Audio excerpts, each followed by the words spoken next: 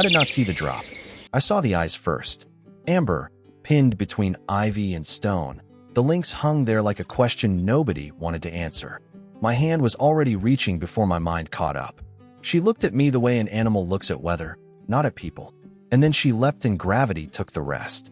Emily moved on her knees along the rim of the old fort, sneakers grinding at the grit, one palm braced on warm rock, the other stretched into vines.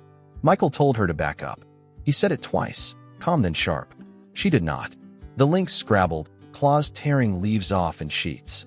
A thin synthetic thread bit into her foreleg like a snare left by nothing but chance. When the animal flung herself up, Emily met her halfway. The contact was not gentle. Fur, heat, a flash of teeth, and the weight of a body that wanted to live more than anything. The paw struck her wrist and slid. A claw nicked the soft place near the artery, not deep, but deep enough to flood her palm in red. Emily locked her fingers on a clump of ivy, the other hand open for the animal, as if open hands could be bridges. Michael swore. He crawled forward, pressed his chest to the stones, and grabbed Emily by the hip to stop her from going over. The lynx found a brace, hind legs against a crack in the wall, forelegs thrashing for purchase. Emily saw the thread again, blue, bright against tawny fur. Without thinking, she shoved her forearm closer so the paw could hook on skin instead of air. The claw caught. Pain rang up to her shoulder.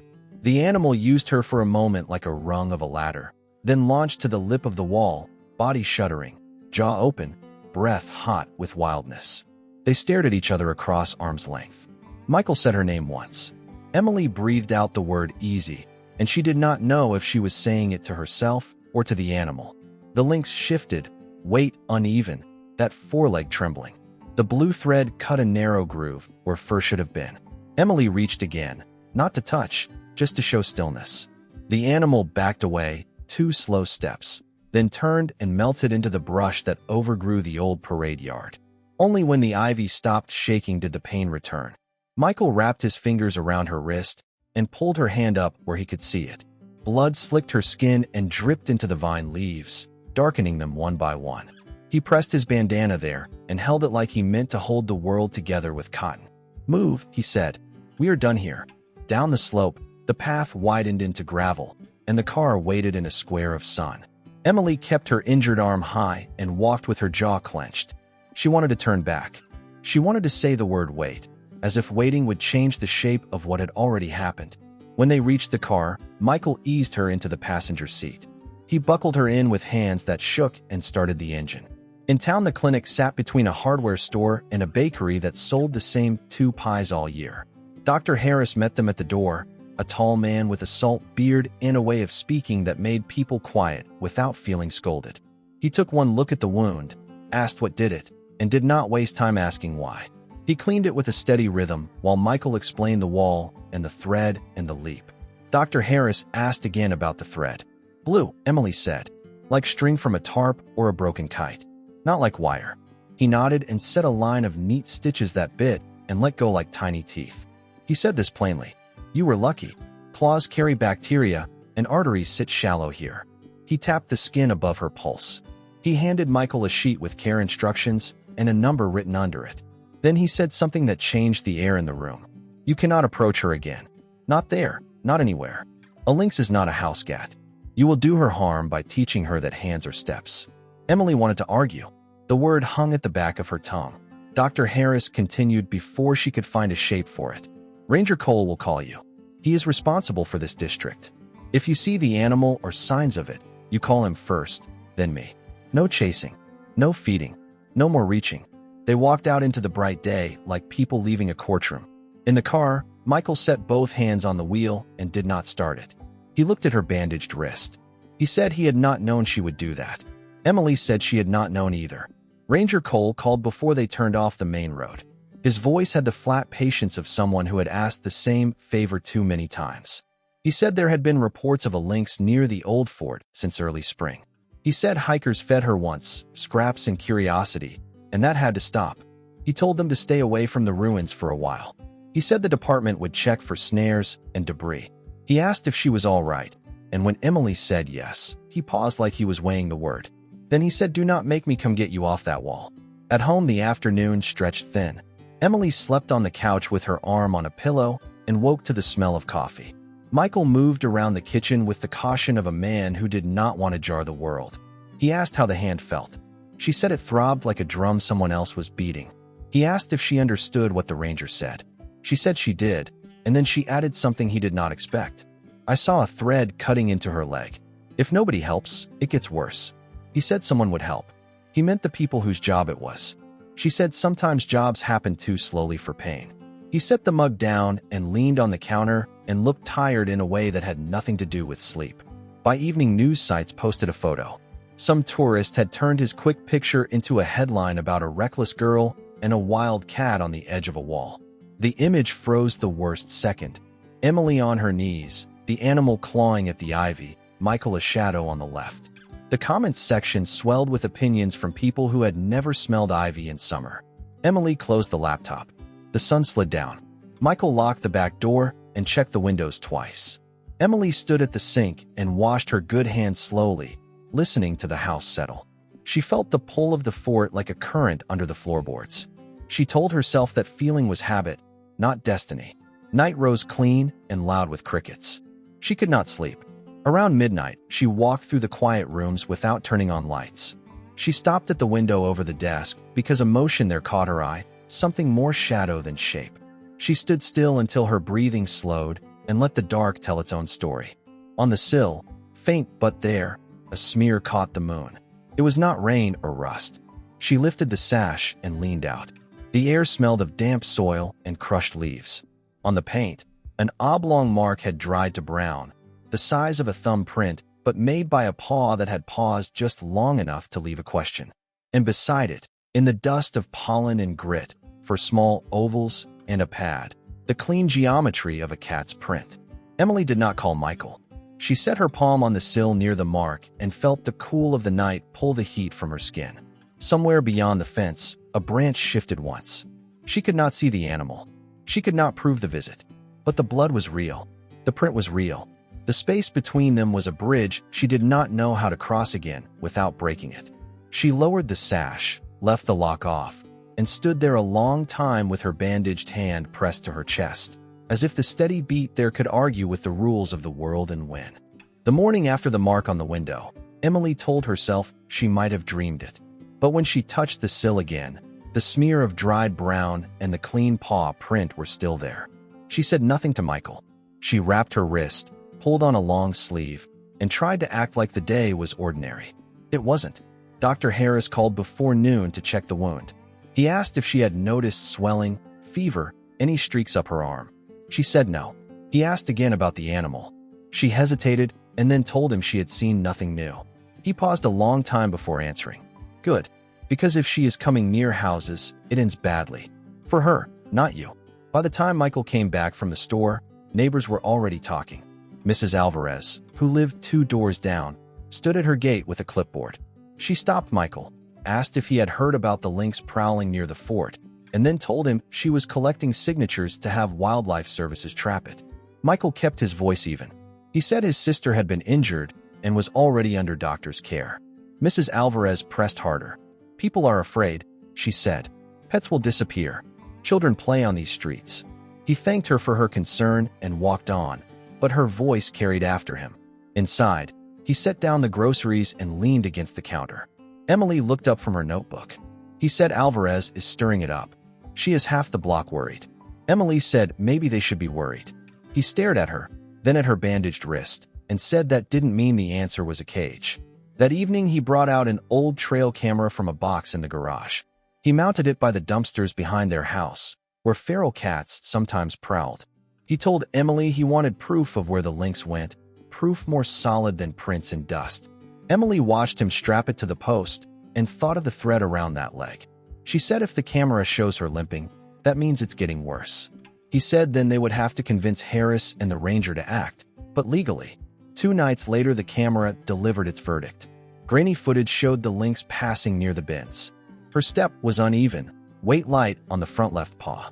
She paused, sniffed, eyes gleaming in the infrared, then moved out of frame. When Emily slowed the clip, she saw the leg tremble. She gripped the desk edge until her knuckles paled. Michael muttered that it was real, not imagination. The next morning, Dr. Harris came by in person. He set his bag on their table and studied the video on Michael's laptop. He rubbed his beard. "That's not sustainable," he said.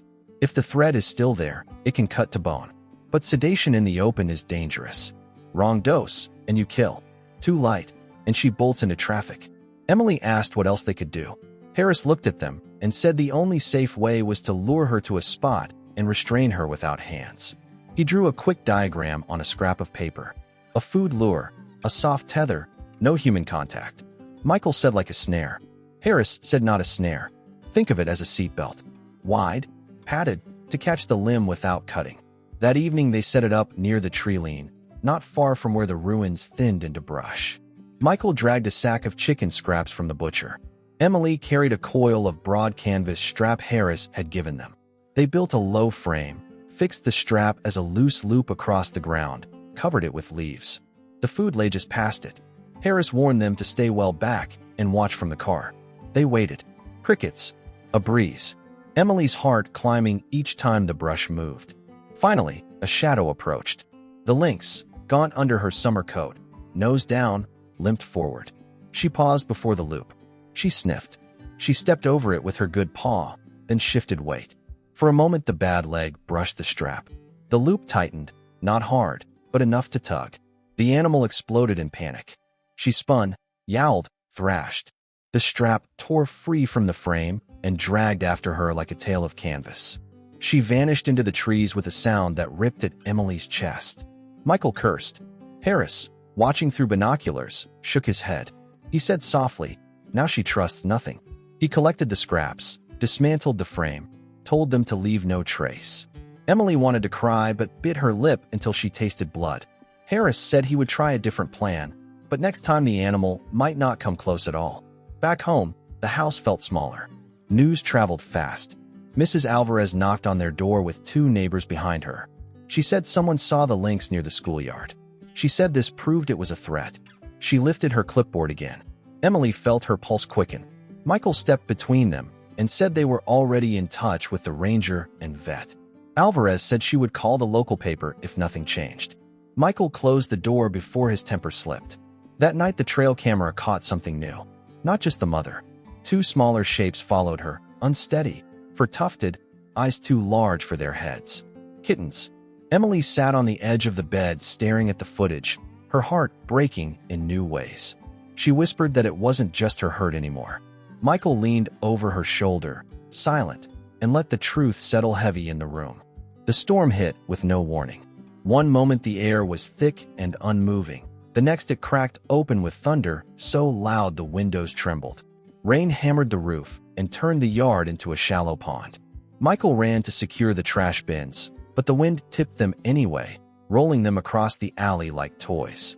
Emily stood at the back door, her arms still tender, watching cardboard boxes dissolve and plastic lids vanish into the dark. Lightning lit the yard in harsh white. For a second, she saw a small shape dart from under the overturned bin toward the shed. It squeezed between warped planks and then cried out, a high, desperate sound barely audible under the rain. Emily knew before Michael shouted back from the alley. One of the kittens. They both rushed to the shed. Rain slapped their clothes heavy. Emily dropped to her knees in the mud and pressed her face near the gap. The kitten was wedged between two boards, one hind leg twisted awkwardly. Its tiny body quivered. Emily whispered, "Stay still, stay with me." Michael dragged an old blanket from the porch and shoved it into her hands. "Use this," he said. "Don't touch Bear." She wrapped the blanket, slid her arms in, and eased the planks just enough. Michael braced the side with his shoulder. The kitten wriggled free into the folds of the blanket. It did not scratch, did not fight, just trembled against the fabric. A heavier sound stopped them cold. From the trees at the edge of the yard, the mother appeared. The lynx stood soaked, chest heaving, eyes locked on the blanket in Emily's arms. Emily froze, heart clanging. The kitten gave a weak mew. The lynx did not lunge. She crouched, muscles taut, then held still as if carved from the storm itself. Headlights cut through the downpour. A truck slid into the driveway. Dr. Harris climbed out with a case under one arm, rain plastering his coat. He shouted over the storm to bring the kitten inside. Emily shook her head. She said the mother's right there. Harris looked once, then flipped open his case. A syringe glinted. Michael stepped forward. "Don't," he said. Harris answered, "I wasn't going to. Wrong dose could kill her." He capped the syringe again. He moved slower, hands raised. "Let her see. Let her decide." The neighbors were already gathering under umbrellas, phones glowing. Mrs. Alvarez's voice carried, sharp even under the storm. "She's too close. You see? This is danger." Emily clutched the blanket tighter. Michael turned his back to the crowd, shielding his sister. Harris spoke low. "Place the blanket near the shed. Step back." Emily knelt, set the bundle on the ground. The kitten squirmed, mute again. The mother twitched forward, a slow, deliberate step. Her eyes never left Emily's face. Then, with one sweep of her head, the lynx grasped the kitten by the scruff, lifted it from the blanket, and backed toward the trees. She vanished into the dark rain without a sound. The yard roared with thunder and human voices, but Emily only heard her own pulse slowing. By morning, word had spread. Videos of the encounter filled neighborhood feeds. Some praised restraint. Others demanded removal. Ranger Cole drove out before noon. He listened to Michael's account, watched the footage, and sighed. He said if the lynx had kittens, relocation was nearly impossible without killing. He said the only option was to create a buffer, a place where she might linger without pressing into town. He pointed to the tree line. Build a temporary enclosure there. Wide, natural, not a cage. No feeding by hand, no touching. Distance only. If she learns hands mean food, she dies. He looked hard at Emily when he said it. Michael spent the afternoon with Harris and 2 volunteers from the ranger's office. They set posts in the softened ground, ran mesh in a wide circle, left an opening to the woods. Harris explained the plan. The lynx comes and goes. The kittens stay close. If luck holds, the injury heals, and she keeps them wild. Emily stood apart, holding tools but rarely using them, caught between guilt and hope. That night, from the kitchen window, Emily watched the enclosure. Rain had passed, stars burned clear. She thought of the kitten's trembling body in her arms, the heat of it, the trust it never meant to give. She pressed her wrist to the glass, bandage gone now, a pale scar shining. She whispered, "Stay wild. Please." At dawn, Michael opened the door to fetch the paper. He stopped. On the porch lay something small, wet with dew. A length of blue synthetic thread, frayed at both ends. The same one that had cut into the mother's leg. Emily picked it up with shaking fingers. She stared at it as if it were proof of something bigger than rules, bigger than fear. Michael looked into the trees and said nothing. Ranger Cole arrived at dawn 2 days later, his truck quiet on the gravel. Dr. Harris was already there, sipping coffee from a thermos by the fence. Emily and Michael stood waiting, jackets zipped though the air was warm. They had not slept well. The thread on the porch lay on the mantel now, coiled like a question without answer. Cole nodded once and got to work. No press, no neighbors, no cameras. He said this would be quiet or it would fail. They walked the line of trees together. Harris pointed where the ground dipped into a natural path. Cole said that would do. They cleared debris, moved a few stones, laid brush to guide movement. It looked less like a trap, more like an invitation. Michael carried posts, Emily dragged branches. Every sound seemed too loud. She asked if the lynx would understand. Harris said she already did. By afternoon, the corridor was ready. A wide lane from the edge of the yard into the green dark, bordered by mesh on one side and a ridge on the other. No bait, no lure, just a passage. Cole told them to stay inside when night fell. Emily asked how they would know if it worked. Harris smiled faintly. "You'll know." That night the house was hushed. Lights dim, windows shut. Emily sat on the floor by the back door, Michael in a chair with arms folded. They did not speak much. At some point, faint movement stirred beyond the mesh. A shape paused, pale eyes catching a trace of moon. The lynx stepped into the corridor, slow, deliberate. Her gait was even now. The limp had faded. Where the thread once cut, fur covered clean. She moved without pause, head high, not looking at the house. 2 small bodies followed. The kittens bounded, tripping, scrambling after her tail. They passed through the corridor, out of sight, swallowed by the forest. Emily pressed her forehead to her knees, breath tight, with something like relief and loss braided together. Michael exhaled hard, as though he had held it for days. In the morning, Harris inspected the ground. Prints marked the path, crisp in the soft soil. He said she was strong again. He said the kittens would learn their own ground now. He told the neighbors the risk had eased, that wild things were moving back where they belonged. Alvarez listened, arms crossed, but she did not argue. Fear dulled when no danger lingered on the street. Michael dismantled the posts over the next week. Emily bundled the mesh, folded it into the shed. The yard grew quiet, ordinary again. Nights came without shadows at the window. She tried not to miss them. One evening, cleaning up after dinner, she glanced at the sill. For a second she thought she saw a smudge there, but when she leaned close it was only dust. Cole checked in by phone once, short and factual.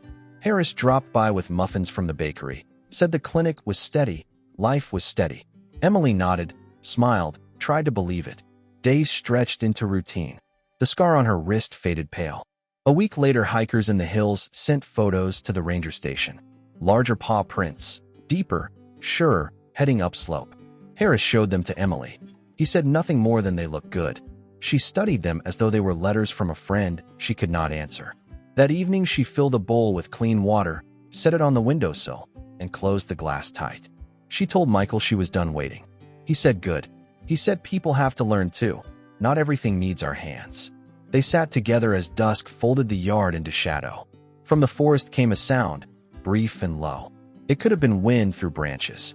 Or not. Emily did not move. She let the silence hold it, then let it go.